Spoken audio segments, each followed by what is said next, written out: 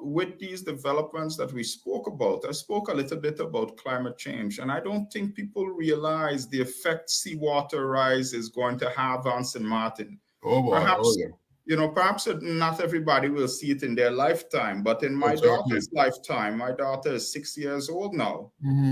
Parts of the beach in town, part of perhaps town itself, part of Little Bay, part of Simpson Bay, lowlands is going to be lost. And we are already seeing the effects of seawater level rise already. Look at the beach there in Cupacoy. If you look back at the 80s when I was growing up, but Terrance, you're a little older than me, the 60s and the 70s, when you were growing up, Cupacoy Beach was one long stretch of beach for most of the time.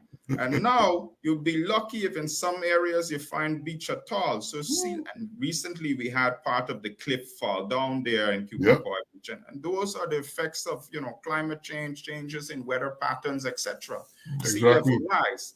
So one of the reasons that I bring that up is because some of those developments that we spoke about earlier are planned for areas. One of them is planned for Simpson Bay Beach.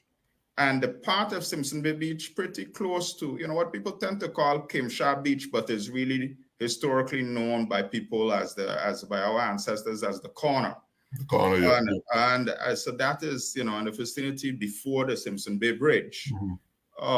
One of the developments that is planned there is planned in an area that right after Hurricane Irma, that area, the sea and the Simpson Bay Lagoon basically formed one.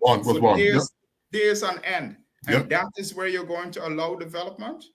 That is where you're going to allow a high rise. You're going to allow one in the middle of Simpson Bay, two in the middle of Simpson Bay itself over the bridge. You're going to allow one. We have one there that looks like a glass tower, two glass towers like in Miami. I just came from Miami and I could be there for a couple of days, but not for long.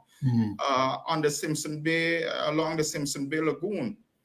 Who's going to insure these companies? Who's going to insure them?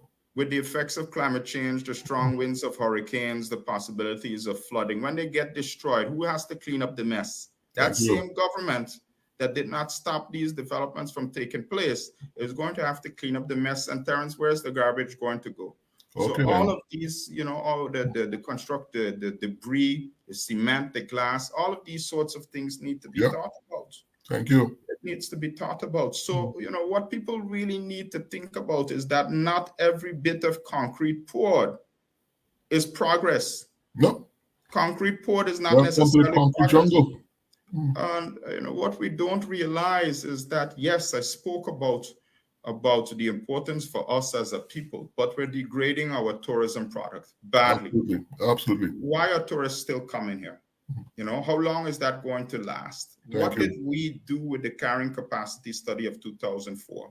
What did we do with the tourism master plan of 2005? What are we doing with the draft zoning plans developed about a decade ago? These are questions that need to be posed of our decision makers and that need to be addressed.